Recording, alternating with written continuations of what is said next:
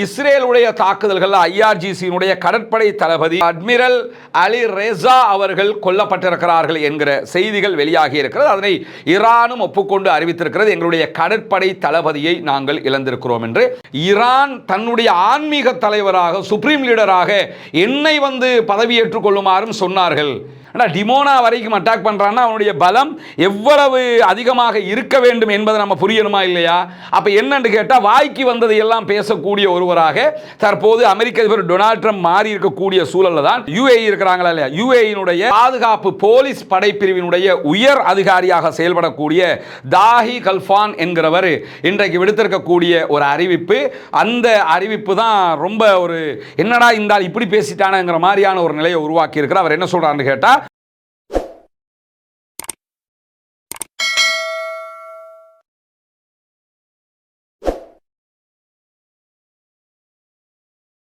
அன்பிற்கினிய சகோதர சகோதரிகளை நம் அனைவர் மீதும் ஏக இறைவனுடைய அமைதியும் கருணையும் உண்டாகட்டுமாக. அஸ்ஸலாமு அலைக்கும் வரஹ்மத்துல்லாஹி வபரகாத்துஹு. தொடர்ச்சியாக காசா மீதான இஸ்ரேலிய ஆக்கிரமிப்பு இராணுவத்தினுடைய 2 ஆண்டுகால யுத்தம் தற்போது யுத்த நிறுத்தமாக மாற்றப்பட்டு 167வது நாட்களை நாம் தாண்டி கொண்டிருக்கக்கூடிய இந்த சூழல்ல இஸ்ரேலிய அமெரிக்க கூட்டு ஆக்கிரமிப்பு படைகளுடைய தாக்குதல்கள் ஈரான் மீது ஆரம்பிக்கப்பட்டு இன்றோடு 27 நாட்களை நாம் தாண்டி கொண்டிருக்கிறோம்.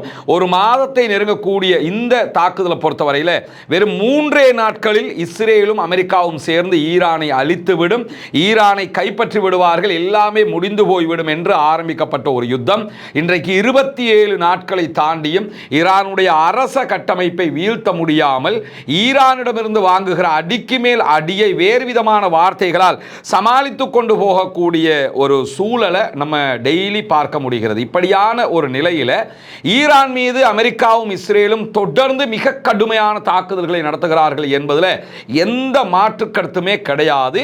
அந்த தாக்குதல்கள் எல்லாம் கிட்டத்தட்ட இதுவரைக்கும் 2000க்கு மேற்பட்ட அப்பாவிகள் அங்கே கொல்லப்படுகிற அளவுக்கு நிலைமை மாறி இருக்கிறது.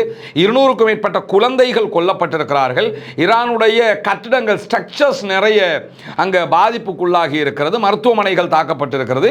இப்படி பலத்த அழிவு உள்நாட்டுக்குள்ள ஈரானுக்கு ஏற்பட்டிருக்கிறது என்பதை யாரும் மறுப்பதற்கு இல்லை. ஆனால் அதற்கு ஈக்குவலாக அதற்கு மேலாகவும் ஈரான் இஸ்ரேல் மீதும் அமெரிக்காவினுடைய தளங்கள் மீதும் பதிலடி தாக்குதல்களை கொடுத்து கொண்டிருக்கிறது. எனவேதான் இந்த 28 நாட்களாக ஈரானை வீழ்த்த முடியாமல் தவித்துக் கொண்டிருக்கிறது அமெரிக்க இஸ்ரேலிய கூட்டு ஆக்கிரமிப்பு படைகள்.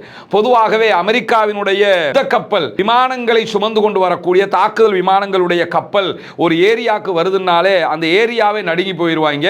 நமக்கு தெரியும் வெனிசுவேலாவுக்கு கப்பல்களை அனுப்பியிருந்தார் அமெரிக்க அதிபர். அத்தோட வெனிசுவேலா காலின்னு நினைச்சாங்க. வெனிசுவேலாவுக்குள்ள பூந்து நிக்கோலஸ் மதுரோவை தூக்கிட்டு போனதோட வெனிசுவேலா சரண்டர் ஆயிட்டாங்க. அதனால அந்த யுத்தம் அங்க நடக்கல. இதே மாதிரி எந்த ஒரு ஏரியாவை அவங்க அடக்க நினைச்சாலும் அமெரிக்காவினுடைய போர்க்கப்பல்களை அங்கே அனுப்பி விடுவார்கள்.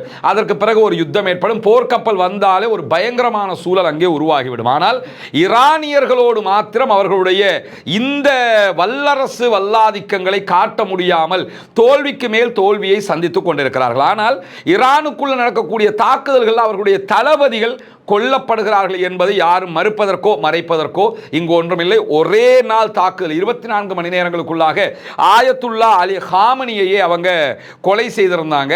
அதற்கு பிறகு அவர்களுடைய உச்ச பாதுகாப்பு கவுன்சிலுடைய தலைவர் அலி லாரிஜானி கொல்லப்பட்டார்.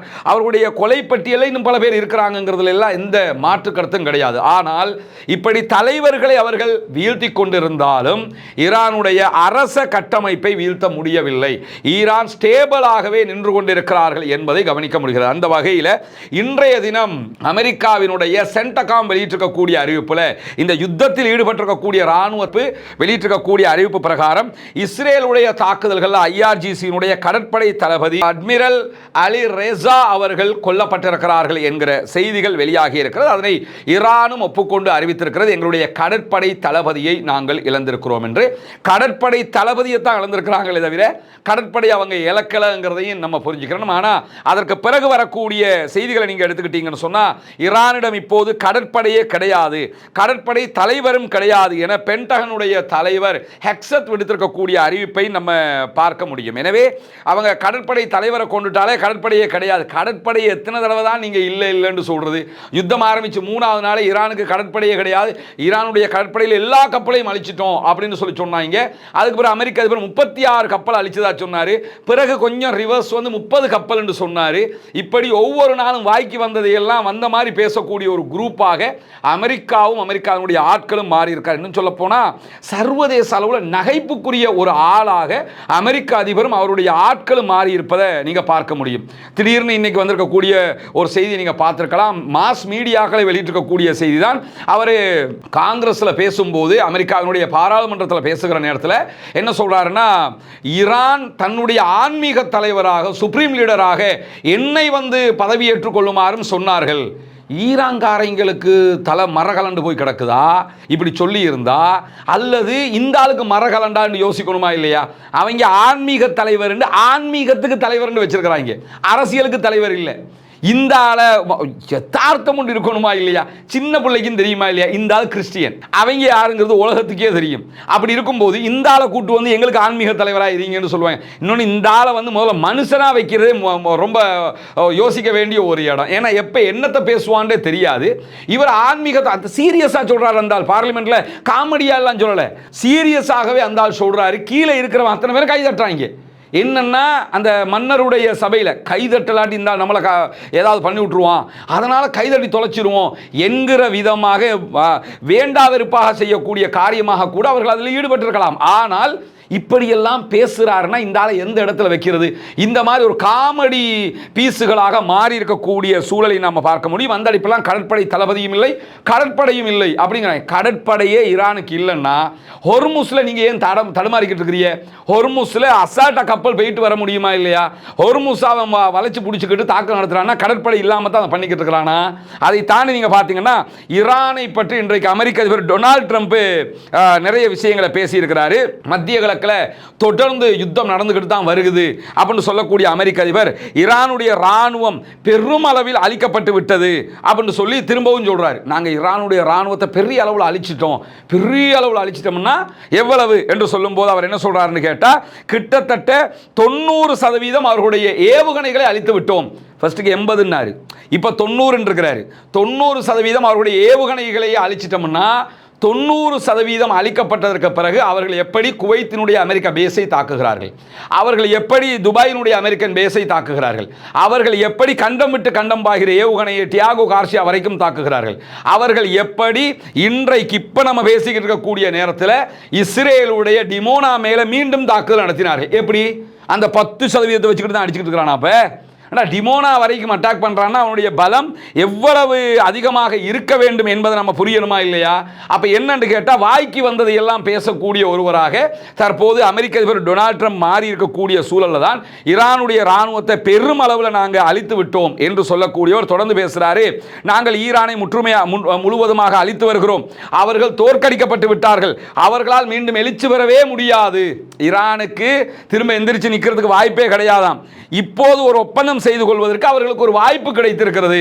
நேத்து என்ன சொன்னா இருந்தாலே, நாங்கள் ஒப்பந்தத்துக்கு எங்களிடத்தில் ஈரான் கெஞ்சி கொண்டிருக்கிறது அப்படின்னு சொல்லி சொன்னார். இப்போ என்ன சொல்கிறாருன்னு கேட்டால், அவங்களுக்கு ஒரு வாய்ப்பு இருக்கிறது ஒப்பந்தம் செய்து கொள்வதற்கு. இப்போ யார்கிட்ட கெஞ்சுறா? ஏன்னா உலகத்துக்கே தெரியும் அமெரிக்கா இதில் எவ்வளவு ஃபெயிலியருங்கிறது. அதை மறைப்பதற்காக மீண்டும் மீண்டும் இவர் பேசுறது மட்டுமல்லாமல், நாங்கள் அவர்களுடைய கடற்படை விமானப்படை எல்லாத்தையுமே முற்றுமுழுதாக அழிச்சிட்டோம்ங்கிறார். முற்றுமுழுதாக அழிச்சிட்டோம்னா ஈரான் இப்போ காலின்னு அர்த்தம். அப்போ காலின்னா ராணுவத்தில் வெற்றிங்கிறது எப்பன்னு கேட்டால், நாங்கள் ஜெயிச்சிட்டோம்ங்கிறதல்ல. நான் வந்து இதுவரைக்கும் தோத்துட்டோம்னு சொன்னாங்களா? ஈராக்கில் இந்த மாதிரி 27வது நாள் தாண்டும் போது அங்கே ஈராக்கினுடைய அதிபர் கைது செய்யப்பட்டாரு. அத்தோட ஈராக்கு காலிண்டு ஆயிடுச்சு, ராணுவம் கைப்பற்றிச்சு மொத்தமாக அமெரிக்கா. ஈரான்ல அப்படியான ஒரு நிலை நடந்துச்சான்னா இந்த நிமிஷம் வரைக்கும் இல்லை. ஆனால் இன்னைக்கும் கம்பி கட்டுற கதையெல்லாம் அவர் சொல்லி இருக்கிறாரு. இது இவ்வளவு சீரியஸா பேசுறாருல, அதாவது நாங்கள் ஈரானுடைய கடற்படை அழிச்சிட்டோம், ஈரானுடைய விமானப்படை அழிச்சிட்டோம், ஈரானுடைய ஏவுகணை கேப்பபிலிட்டியில் 90% நாங்கள் அழிச்சிட்டோம்னு சொல்லிட்டார்ல. சொன்னதுக்கு பிறகு காமெடியை பாருங்க. அந்த ஆள் என்ன சொல்றாருன்னு கேட்டால், ஈரான் எங்களுக்கு ஒரு பரிசு தந்திருக்கிறது.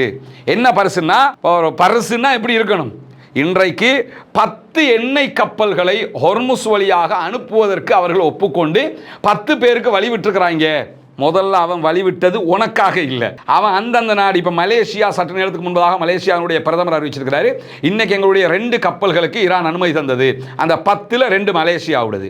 இன்னைக்கு பாகிஸ்தான் 2 கப்பல், 10ல் 2 பாகிஸ்தான் 4. இன்னைக்கு இந்தியாவுடைய 2 கப்பல், 10ல் 2 இந்தியாவுடைய 6. அப்போ மொத்தத்தில் 10 கப்பலில் 6 கப்பல் 6 நாடு அறிவிச்சிட்டாங்க, நாங்கள் ஈரானோட பேசி கொண்டு போகிறோம்னு. டேக்கியும் அறிவிச்சிருக்கிறாங்க 2 கப்பல். 8 கப்பல்கள், 4 நாடுகளுடைய கப்பல்கள் அந்தந்த நாடு ஈரானோட பேசி இதை செய்யறாங்க. பேசுறது மட்டுமல்ல, கப்பம் கட்ட வேண்டி இருக்கு. இப்போ ஈரானுக்கு காசு கட்டுறாங்க. ஒரு கப்பலுக்கு $2 மில்லியன் அமெரிக்க டாலர் காசு கட்டணும். அமெரிக்க டாலர்கள்னா டாலர்ல கட்டக்கூடாது. 2 மில்லியன் அமெரிக்க டாலர்களுக்கு பெறுமதியான பணத்தை சீனாவினுடைய அவர்களுடைய கரன்சியில் யுவான்ல என்ன பண்ணணும்னு கேட்டால் கட்டணும்னு சொல்லியிருக்கிறாங்க. அப்படி காசை கட்டிட்டு தான் இந்த நாடெல்லாம் கொண்டு போகிறாங்க. இந்த ஆள் என்ன நினச்சிக்கிட்டு இருக்கிறாருன்னு கேட்டால், பரவாயில்லையே நமக்காக அவன் விட்டுக்கிட்டு இருக்கிறானே, அவர்களுக்கு பரிசாக 10 கப்பல்களுக்கு வழி விட்டார்களாம். இப்போ நீங்கள் ஜெயிச்சிட்டீங்கன்னா ஜெயிச்சிட்டேன்னு சொல்லணும். ஜெயிச்சவனுக்கு தோத்து போனவன் பரிசு தருவானா? இவன் தோத்துட்டேங்கிறீங்க, தோத்து போனவன் பரிசு கொடுத்தாலும் அதுவும் எப்படி பரிசு? ஹொர்முஸை மூடி வச்சிருக்கிறான். இன்னைக்கு எங்களுக்கு பரிசாக 10 கப்பல்களை அனுப்பி விட்டார்கள். என்ன சொல்லியிருக்கணும்? நாங்கள் கெத்தான்னு தொலைச்சு விடுவேன்னு சொன்னேன். 100 கப்பல் இன்னைக்கு போச்சா இல்லையா? ஹொர்முஸில் ஒரு நாளைக்கு 1000 கப்பல் போக வேண்டிய இடம் வெறும் 10 கப்பல் போயிருக்குது. அதை எடுத்து வச்சுக்கிட்டு எங்களுக்கு பரிசாக ஈரான் 10 கப்பல்களை அனுப்பி இருக்கிறது. இப்போ இந்த ஆள் ஜெயிச்சுட்டேன்னு சொல்கிறாரா தோத்துட்டேன்னு சொல்கிறாரா? இந்த செய்தியெல்லாம் பார்க்கும்போது அப்படியே டிஸ்கவரி சேனலை பார்க்குற மாதிரியே தோணுது. ஏன்னா முழுக்க அப்படி தான் இருக்குது இவருடைய பேச்செல்லாம். இது இன்றைக்கு வெளியாகி இருக்கக்கூடிய அவர் சொல்லியிருக்கக்கூடிய ஒரு செய்தியை நம்ம பார்க்க முடியும். அதாவது ஈரான் பரிசு கொடுத்துருக்குதான் அவருக்கு. யாருக்கு யாரா பரிசு கொடுக்கிறது? அதை தாண்டி நமக்கு தெரியும், நேற்றைய தினம் நடைபெற்ற ஒரு முக்கியமான செய்தி. நேற்று இரவு நேரங்களில் ஈரான் அமெரிக்காவுடைய F-18 வகையான 18 வகையான ஒரு தாக்குதல் விமானத்தை சுட்டு வீழ்த்தி இருக்கிறார்கள். ஈரான் இந்த யுத்தத்தில் தங்களுடைய முழு பலத்தை அழகாக கொஞ்சம் கொஞ்சமாக காட்டிக்கிட்டு இருக்கிறாங்க. உலகத்திலேயே தாக்குதல் நடத்த முடியாது, அழிக்க முடியாது என்று சொன்ன F-35 விமானத்தை சுட்டு வீழ்த்தியது ஈரான். சுட்டு வீழ்த்தியது அமெரிக்காவுக்கு பெரிய அவமானகரமானதாக மாறியிருந்த நிலையில் நேற்றைய தினம் அவங்க விடுத்திருக்கக்கூடிய அறிவிப்பில் F-18 வகையான, அது F-35 அளவுக்கு இல்லைன்னா கூட F-16க்கு பிறகு வந்த F-18 ஜெனரேஷனை கொண்ட விமானம், அதுவும் தாக்குதல் விமானம், ரேடாருக்கு சிக்காத விமானம், உச்சகட்ட பலத்தோடு இருக்கக்கூடிய விமானம், அந்த விமானத்தை சுட்டு வீழ்த்திருக்கிறாங்க. எல்லாத்தையும் வீடியோவாக காட்டுறான், சும்மா சொல்லலை, வீடியோவாக காட்டுறான். ஆனால் இல்லை இல்லை எங்கள் விமானம் எதுவும் சுட்டு வீழ்த்தப்படவில்லை, பத்தியா நாங்கள் எப்படி இருக்கோம் தெரியுமா, நாங்கள் சூப்பராக இருக்கிறோமேங்கிற விதமாக மீண்டும் பீலா விட்டு இருக்கிறது அமெரிக்காங்கிறத பார்க்க முடியும். அமெரிக்காவினுடைய உலகமே இதை காட்டுது. அமெரிக்கானால கெத்தன தெரியுமா? F-18, F-16, F-15, F-35 இதுதான் அமெரிக்காவினுடைய பலம். அந்த பலத்தை எல்லாம் காலில் போட்டு மிதிச்சுக்கிட்டு இருக்கிறாங்க. நேற்று அவர்களுடைய உலகத்தில் பலம் வாய்ந்த இன்னும் ஒரு விமானத்தையும் சுட்டு வீழ்த்தி இருக்கிறது ஈரான் என்கிற செய்திகளுக்கு மத்தியில் இஸ்ரேலிய அமெரிக்க மோதல் தீவிரமடைந்தால் ராணுவ நடவடிக்கை எடுக்கப்படும் என்று சொல்லி இன்றைக்கு ஹவுத்தீஸ் அறிவித்து இருக்கிறார்கள். இதுவரைக்கும் இந்த ஓர்ல ஹூத்தீஸ் லைனுக்கு வரல, வருவன்னு சொல்றாங்க, இன்னும் வரல.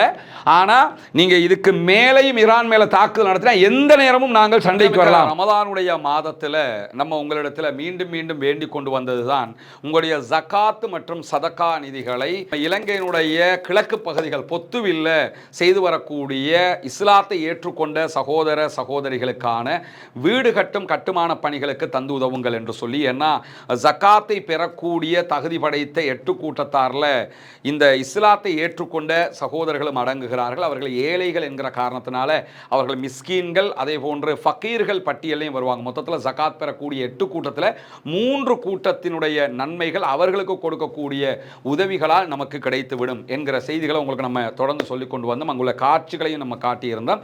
ஏற்கனவே 5 வீடுகளை நம்ம கட்டி கையளிச்சிருக்கிறோம். அந்த காட்சிகள் எல்லாம் தொடர்ந்து நீங்கள் பார்த்து வருகிறீர்கள். அதை தாண்டி இன்னும் 9 வீடுகள் கட்ட வேண்டிய தேவை இருக்கிறது. மொத்தம் 14 வீடுகள் என்கிற தகவல்களை உங்களுக்கு நம்ம சொல்லி வந்தோம். அதற்கான உதவிகளை நீங்கள் தொடர்ந்து வழங்கி வருகிறீர்கள். உங்களுடைய ஜக்காத்து தான தர்மங்களை தந்து வருகிறீர்கள். அந்த அடிப்படையில் தற்போது நம்ம 6வது வீட்டை கட்டுகிற பணியை ஆரம்பித்திருக்கிறோம். அதனுடைய காட்சிகளை தான் நீங்கள் முன்னாடி பார்க்குறீங்க.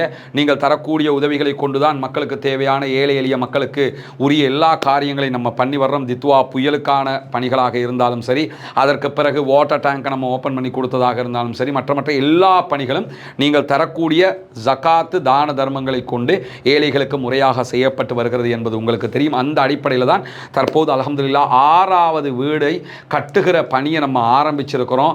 இந்த பணி தொடர்ந்து நடைபெற்று 14 வீடுகளும், மீதி இருக்கக்கூடிய 9 வீடுகளும் கட்டி முடிக்கப்பட வேண்டும் என்பதுதான் என்னுடைய பிரார்த்தனையும் நிச்சயமாக உங்களுடைய பிரார்த்தனையாகவும் இருக்கும். எனவே இந்த பணியை சிறப்பாக முடிப்பதற்காக தொடர்ந்தும் உங்களுடைய உதவிகளை வாரி வழங்குங்கள் என்கிற கோரிக்கையை இந்த இடத்திலே முன்வைத்துக் கொள்கிறேன். ஒரு ஹொர்முஸை மூடி வச்சிருக்கிறதுல படாத பாடுபட்டுக்கிட்டு இருக்கிறிய ஹொர்முஸோட சேர்த்து செங்கடல பாபல் வந்தவையும் மூட வச்சிடாதீங்கிறாங்க. ஹொர்முஸ் மட்டும் தான் இப்போ மூடி இருக்குது. குறைஞ்சபட்சம் சவுதியிலேருந்து நீங்கள் சவுதியில் கிழக்கு பகுதிகளில் இருந்து யான்பு அங்குங்கிறதெல்லாம் பெட்ரோல் எடுக்கிறதா இருந்தால் கூட செங்கடல் வழியாக பாபல் மந்த வழியாக தான் போகணும். இதாவது உங்களுக்கு ஓப்பனில் இருக்குதுன்னு சொல்லி சந்தோஷப்பட்டுக்கிறங்க. நீங்கள் ரொம்ப தடுமாறுனீங்கன்னு சொன்னால் அதையும் நாங்கள் மூடி விட்டுருவோம் அப்படின்னு சொல்லி இன்றைக்கி ஹவுத்தீஸ் தெளிவாக அறிவித்தல் விடுத்திருக்கிறார்கள். அந்த செய்திகளும் இன்றைக்கு வெளியாகி இருக்கிற அதே நேரத்தில் இன்னும் ஒரு முக்கியமான செய்தி வெளியாகி இருக்கிறது. அது என்ன செய்தி என்று கேட்டால், ஐக்கிய அரபு எமிரேட்ஸ் UAE இருக்கிறாங்களா இல்லையா, UAE-னுடைய பாதுகாப்பு போலீஸ் படைப்பிரிவினுடைய உயர் அதிகாரியாக செயல்படக்கூடிய தாஹி கல்ஃபான் என்கிறவர் இன்றைக்கு விடுத்திருக்கக்கூடிய ஒரு அறிவிப்பு. அந்த அறிவிப்பு தான் ரொம்ப ஒரு என்னடா இந்த இப்படி பேசிட்டானுங்கிற மாதிரியான ஒரு நிலையை உருவாக்கி இருக்கிறார். அவர் என்ன சொல்றாருன்னு கேட்டா, அரபு நாடுகள் இஸ்ரேலோடு இன்னும் ரொம்ப நம்ம நெருக்கம் காட்டணும், இஸ்ரேலோட தான் நம்ம இணைஞ்சு போகணும்னு சொல்லி வெளிப்படையாகவே பேசியிருக்கக்கூடிய காட்சி நம்ம பார்க்க முடியும். அரபு அதாவது மிடில் ஈஸ்ட் கண்ட்ரிகளில், குறிப்பாக கல்ஃப் கண்ட்ரிகளில் இஸ்ரேலை தனிநாடாக அங்கீகரித்திருக்கக்கூடிய 2 நாடுகள், ஒன்று பஹ்ரைன், இன்னொன்று UAE. அதை தாண்டி ஆல்ரெடி ஆரம்ப காலத்திலேயே ஈஜிப்ட் அவங்களை அங்கீகரிச்சிட்டாங்க. அவங்க கல்ஃப் கண்ட்ரிஸ் கிடையாது, அவங்க அவுட் ஆஃப் கல்ஃப்ல இருப்பாங்க. அதே மாதிரி மொரோக்கோ அவங்களை தனிநாடாக அங்கீகரிச்சு, இது மாதிரி உலகத்தில் சில நாடுகள் அவர்களை தனிநாடாக அங்கீகரித்திருக்கிறார்கள். சவுதி உள்ளிட்ட பல நாடுகள் இன்னும் இஸ்ரேலை தனிநாடாக அங்கீகரிக்கவில்லை. இந்த நிலையில தான் UAE-னுடைய உயர் போலீஸ் அதிகாரியாக செயல்படக்கூடிய தாகி அவர்கள் வெளியிட்டிருக்கக்கூடிய அறிவிப்பில் என்ன சொல்றாருன்னு கேட்டா, அரபு வளைகுடா நாடுகள் இஸ்ரேலோடு தங்களுடைய உறவுகளை மேலும் வலுப்படுத்த வேண்டும், குறிப்பாக வளைகுடா தீபகற்பத்திற்கு அப்பால இருக்கக்கூடிய பிராந்தியத்தினுடைய சக அரபு நாடுகள் மீது நம்பிக்கை வைக்க வேண்டாம் என்று சொல்லியும் அவர் சொல்லியிருக்கிறார். ரெண்டா பிரிச்சு சொல்றாரு, தெளிவா புரிஞ்சுக்கிறங்க. ஒன்னு, கல்ஃப்ல இருக்கக்கூடிய நாடுகள்ல கல்ஃப் அரபு கண்ட்ரிகள், அவுட் ஆஃப் கல்ஃப் அரபு கண்ட்ரிகளோட நீங்க எந்த உறவுகளையும் வைக்காதீங்க, நேரடியாக இஸ்ரேலோட உறவு வைங்க அப்படிங்கிறாரு. அவுட் ஆஃப் கல்ஃப் கண்ட்ரிஸ் அவர் கல்ஃப் அரபு கண்ட்ரிஸ் சொல்றது ஈரான கிடையாது. ஈரானை விட்டுருங்க. ஈரான் அவர் இதுக்குள்ள ஈரானுக்கும் அரபு நாடுகளுக்கு ஈரான் தாக்குதுங்கிறதுனால தான் இதை சொல்றாரு. அவர் என்ன இது சொல்ல வர்ற விஷயம் வேறொன்னு சேர்த்து அவர் சொல்றாரு. தெளிவா நீங்க புரிஞ்சுக்கிறதுக்காக சொல்றேன். கல்ஃப்ல இருக்கக்கூடிய அரபு கல்ஃப் கண்ட்ரிஸ், அவுட் ஆஃப் கல்ஃப்ல இருக்கிற அரபு நாடுகளோடு நீங்கள் தொடர்பை வைக்காமல் நேரடியாக இஸ்ரேலோடு உறவு பாராட்டுங்கள் அப்படிங்கிறாரு. அதுக்காக அவர் என்ன காரணத்தை சொல்றாருன்னு பாருங்க. இவர் சொல்லக்கூடிய விஷயத்துல முதலாவது புரிஞ்சுக்கிறங்க, கல்ஃப்ல இருக்கக்கூடிய அரபு கண்ட்ரிஸ் எது எதுன்னு சொல்லி பார்த்தீங்கன்னு சொல்லிச்சுன்னா, Bahrain, Kuwait, Oman, Qatar, Saudi Arabia, UAE. இந்த 6 கண்ட்ரிஸ் இருக்குது. இவங்க அத்தனை பேரும் இஸ்ரேலோட தான் உறவு வச்சுக்கிறணுமா. இது அல்லாத அரபு கண்ட்ரிகளோட, அவுட் ஆஃப் கல்ஃப்ல இருக்கிற அரபு கண்ட்ரிகளோட உறவு வைக்காதீங்க அப்படிங்கிறாரு. இந்த அவுட் ஆஃப் கல்ஃப்ல இருக்கக்கூடிய அரபு கண்ட்ரிஸ் சொல்லி பார்த்தீங்கன்னு சொல்லி சொன்னா, அது அதாவது நான் கல்ஃப் அரபு கண்ட்ரிஸாக யார் யார் வருவாங்கன்னு சொல்லி சொன்னா, Egypt, Iraq, Jordan, Lebanon, Syria, Yemen, இந்த 5 நாடுகள் வருவாங்க. இதுக்குள்ள ஈஜிப்ட் மிக முக்கியமான ஒரு பார்ட்டை வகிச்சுக்கிட்டு இருக்கிறாங்க. இவர் எதுக்காக இதை சொல்றாருன்னு கேட்டா, சவுதி அரேபியாவுடைய அலையன்ஸ் ஒன்று இருக்குதுங்க. இப்போ சவுதி அரேபியா UAE-யோட சேர மாட்டாங்க, அவங்களுக்குள்ள பெரிய வாய்க்கா தகராறு இருக்குது. சவுதி என்ன பண்றாங்கன்னு கேட்டா, இஸ்ரேலோடையும் சேராம அமெரிக்காவோட அவங்க இருந்தாலும் நேரடியாக இஸ்ரேலை தனிநாடாக அவங்க அங்கீகரிக்கல.